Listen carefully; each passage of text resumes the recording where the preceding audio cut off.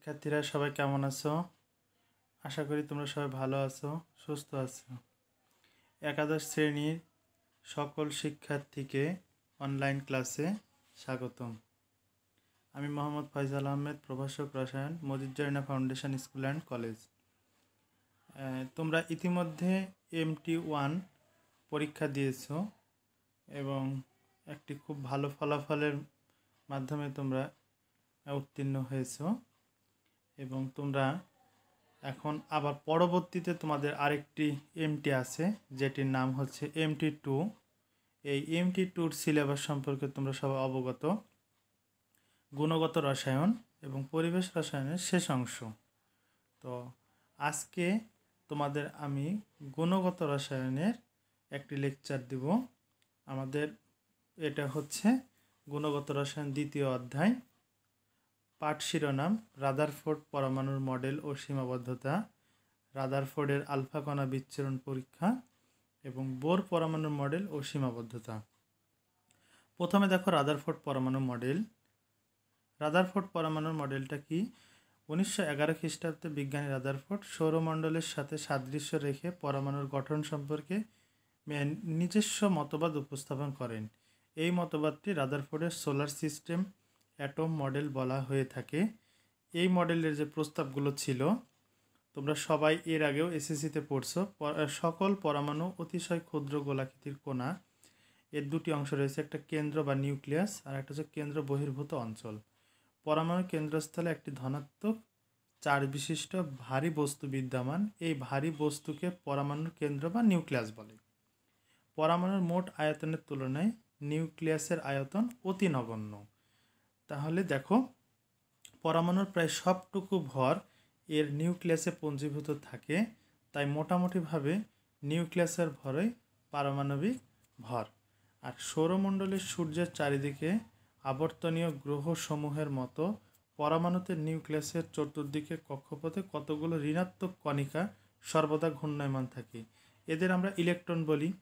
আমি তোমাদের পরে চিত্র দেখাবো। পরমাণু বিদ্যুৎ নিরপেক্ষ, তাই পরমাণুতে ধনাত্মক চার্জের সংখ্যা এবং পরিভ্রমণশীল ঋণাত্মক চার্জযুক্ত ইলেকট্রনের সমান। তাহলে ধনাত্মক মানে প্রোটন এবং ইলেকট্রনের চার্জ মানে পরস্পর সমান ও বিপরীতমুখী। তাই নিউক্লিয়াস ও ইলেকট্রনের প্রতি বিরাজিত কেন্দ্রমুখী স্থির বিদ্যুৎ আকর্ষণ বল ও ঘূর্ণনের ফলে সৃষ্ট কেন্দ্র বিমুখী বলের মান সমান ও বিপরীতমুখী হয়ে থাকে। এখানে দেখো আমরা একটা চিত্র আকার দেখাইছি। ইলেকট্রনগুলো দেখো পরমাণুর কক্ষপথে বাইরের দিকে ঘুরতেছে। কক্ষপথ কোনটা দেখানো হয়েছে, নিউক্লিয়াস কোনটা দেখো। আর পরমাণুর যে কক্ষপথে যে ফাঁকা অঞ্চলগুলো নিউক্লিয়াসের পাশ দিয়ে থাকে সেটা কিন্তু দেখানো হয়েছে। তো এই পাশে আমরা যতগুলো ডিটেলস মানে রিটেন বলছি এই চিত্রে, সেটা কিন্তু প্রেজেন্ট করা হয়েছে। এরপরে দেখো রাদারফোর্ডের পরমাণু মডেলের সীমাবদ্ধতা।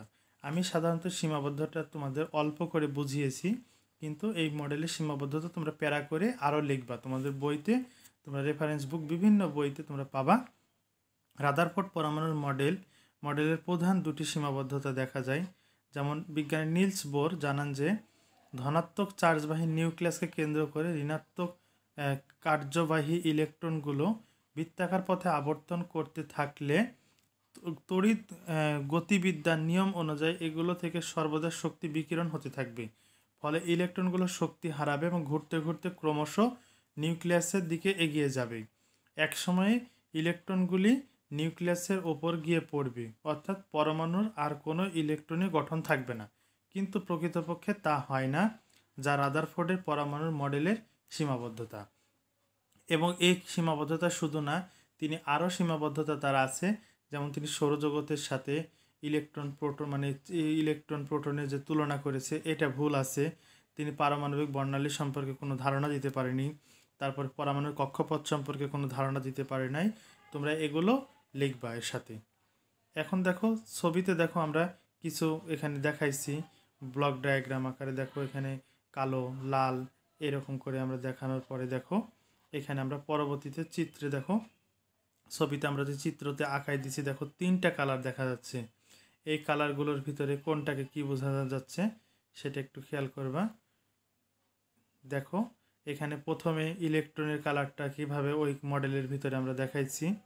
এরপরে দেখো নিউট্রন, তারপরে দেখো প্রোটন। তো এই আমাদের যে রাদারফোর্ড পরমাণু মডেলটা আঁকানো ছিল সেখানে ইলেকট্রন, প্রোটন, নিউট্রন কিভাবে আছে এটা আমরা আবার দেখাইছি তোমাদের। আর দেখো এই যে মাঝখানে যেটা, সেটাকে আমরা কি দেখছি, নিউক্লিয়াস আকারে। তো এই যে দেখো নিউক্লিয়াস থেকে আমরা এই নিউক্লিয়াসটা দেখো মাঝখানে কিভাবে দেখানো হয়েছে। এখান থেকে দেখো খেয়াল করে যে আমরা নিউক্লিয়াস দেখানোর পরে এখানে নিউক্লিয়াসের পরে, এই নিউক্লিয়াসের পরে আমি একটু কথা বলবো। এখানে আমরা একটু আলফা রশ্মি সম্পর্কে কথা বলছি, কারণ আমরা পরবর্তী কোশ্চেনটা আমরা আলফা রশ্মি নিয়ে কথা বলবো। আলফা রশ্মি হচ্ছে এক প্রকার তেজস্ক্রিয় রশ্মি। হিলিয়াম পরমাণু হতে দুটি ইলেকট্রন বের করে নিলে যে ধনাত্মক হিলিয়াম নিউক্লিয়াস অবশিষ্ট থাকে তাকে আমরা আলফা কণা বলি। আলফা কণা প্রবাহ হলো আলফা রশ্মি। আলফা রশ্মি প্রচণ্ড গতিসম্পন্ন। তাহলে আলফা কণাকে হিলিয়াম নিউক্লিয়াস বলে। নিউক্লিয়াস কি? পরমাণুর কেন্দ্রে অবস্থিত ধনাত্মক ভারী অংশকে নিউক্লিয়াস বলে। নিউক্লিয়াসের ভেতরে কি থাকে? প্রোটন ও নিউট্রন। তাহলে দেখো এই যে দেখো নিউক্লিয়াস, নিউক্লিয়াসের ভিতরে কি থাকলো? প্রোটন আর নিউট্রন। তারপরে এবার আসো, আমরা এখান থেকে তোমাদের প্রথমে আমরা রাদারফোর্ডের যে আলফা কণা একটা বিচ্ছুরণ পরীক্ষা আছে, সেই পরীক্ষার জন্য দেখো আমরা একটা কি কি জিনিস নিতে হয়, এই টপিক্সটা আমার পরে আছে। রাদারফোর্ডের আলফা কণা বিচ্ছুরণের জন্য একটা সোনার পাত থাকবে, তারপর জিঙ্ক সালফেট আবরণযুক্ত পর্দা, আলফা রশ্মি, আর সোনার পাত ভেদ করে কিছু চলে যাবে আর কিছু চলে আসবে। এটার উপরে ভিত্তি করে দেখো আমরা এই যে মডেল, এটাকে বলা হচ্ছে রাদারফোর্ডের আলফা কণা বিচ্ছুরণ প্রক্রিয়ার যেই চিত্র বা ফিগার, এটা সে ফিগার। এখন এখান থেকে আমরা একটা রাদারফোর্ডের আলফা কণা বিচ্ছুরণ পরীক্ষার একটা তোমাদের ভিডিও দেখাবো। ভিডিওটি তোমরা দেখো।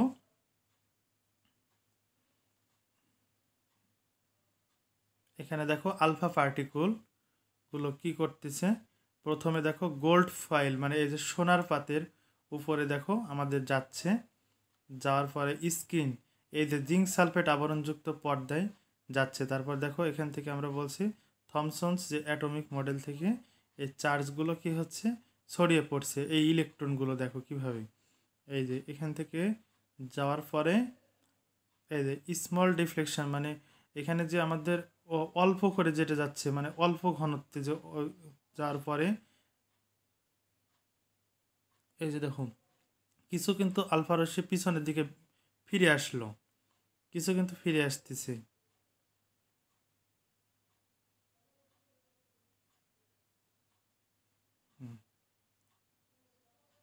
তাহলে এইভাবে করে আমাদের অল্প পরিসরে এটা দেখো লার্জ, এই পাশে কিন্তু অল্প জায়গা, তার স্মল ডিফ্লেকশন মানে অল্প যে এরিয়ার মধ্যে দিয়ে যাচ্ছে, আর ওই পাশে দেখো লার্জ যে এরিয়াটা, সেই লার্জ এরিয়াটা দিয়ে এটা যাচ্ছে। তারপরে এই যে দেখো আলফা কণাগুলো আবার ফিগার দিয়ে দেখানো হচ্ছে, এই যে এই আলফা রশ্মিগুলো চলে যাচ্ছে, দেখছো কিভাবে চলে যাচ্ছে।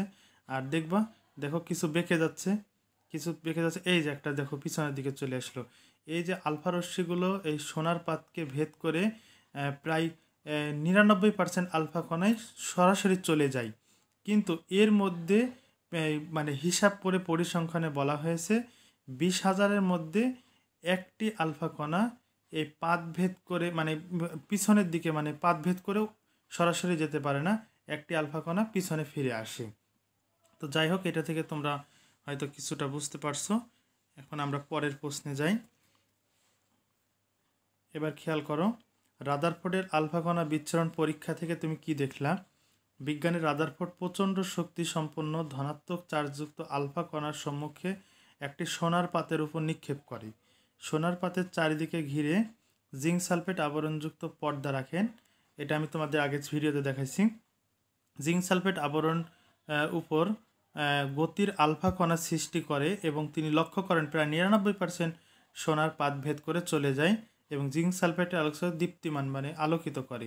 তবে কয়েকটি আলফা কণা বেঁকে পিছনের দিকে চলে আসে, খুব কম সংখ্যক। এটা আমি তোমাকে পরিসংখ্যানে বলেছি 20,000-এর মধ্যে একটি। এই পরীক্ষা থেকে তিনি কি সিদ্ধান্ত নিলে যে পরমাণুর অধিকাংশ স্থানে ফাঁকা, যেহেতু আলফা কণার তুলনায় ইলেকট্রনের ভর অতি নগণ্য, সেহেতু ফাঁকা স্থানে ইলেকট্রন থাকতে পারে না।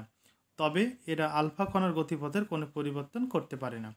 যেহেতু খুব কম সংখ্যক আলফা কণা বিপরীত দিকে ফিরে আসে এবং আলফা কণা সোজাসুজি এর অপেক্ষা বহু ভারী কিছুর সাথে সংঘর্ষে পতিত হয়, তাই তা বিকর্ষিত হয়। অর্থাৎ পরমাণুর মানে পরমাণুর যে লফা কেন্দ্রে পরমাণুর অতি ক্ষুদ্র স্থান দখল করে আছে।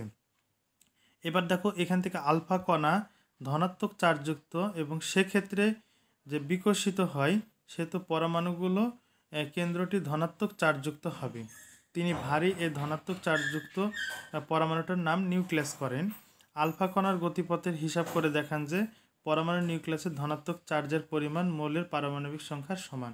তোমাদের আলফা কণা বিচ্ছুরণ পরীক্ষাটা যখন তুমি চিত্রটা দেখলা এবং ভিডিওটা দেখলে সেখান থেকে কিন্তু তোমরা ক্লিয়ার হয়েছো এটার ব্যাখ্যাটা, মানে প্রথমে তিনি কি দেখলো এবং এখান থেকে তিনি কি সিদ্ধান্তটা নিতে পারে। এবার দেখো বোর পরমাণু মডেল।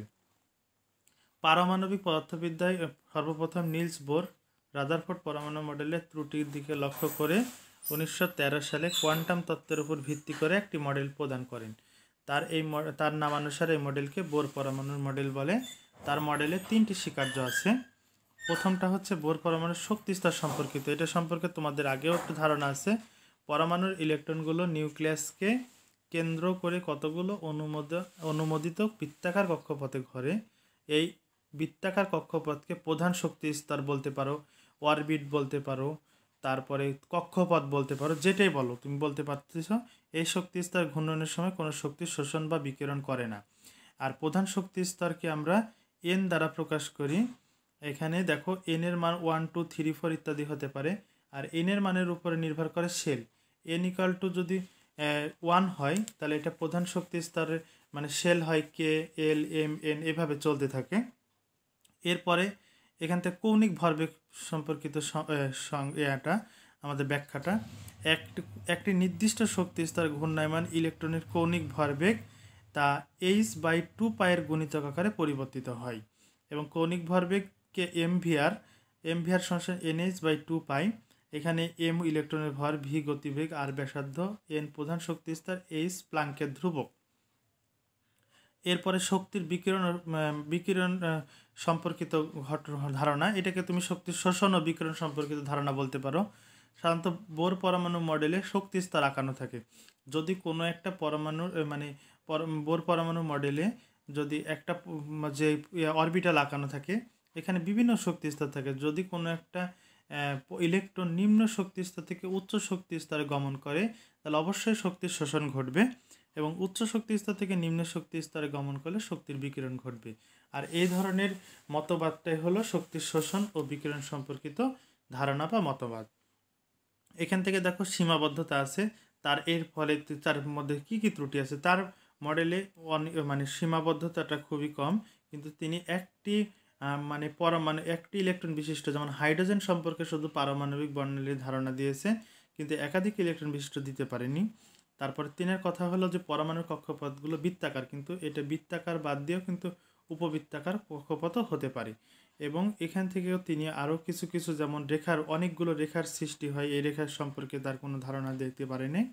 তো সীমাবদ্ধতাগুলো তোমরা আরও দেখবা, আমি এখানে সামান্য দিয়ে তোমাদের বোঝানোর চেষ্টা করেছি। আপেক্ষিক তত্ত্ব মেনে চলে না, এখান থেকে আরও কিছু বলা ছিল।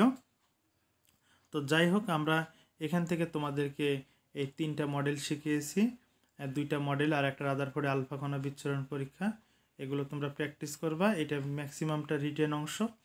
আর তোমরা এর উপরে বাড়ির যে একটা কাজ করবা, রাদারফোর্ড ও বোর পরমাণু মডেলের মধ্যে তুলনা, এই প্রশ্নটা তোমাদের তুলনা হিসেবে আসতে পারে, বোর পরমাণুর সাফল্য আসতে পারে। আবার প্লাঙ্কের সমীকরণটা প্রতিষ্ঠা করে আমাকে বলবা। আর এই লেকচারের উপরে 15টি এমসিকিউ তৈরি করবা। তো তোমাদের এই পর্যন্ত আজকের লেকচার। পরবর্তীতে আমরা পরের টপিকস নিয়ে আসব। সে পর্যন্ত তোমরা ভালো থাকবা। আল্লাহ হাফেজ।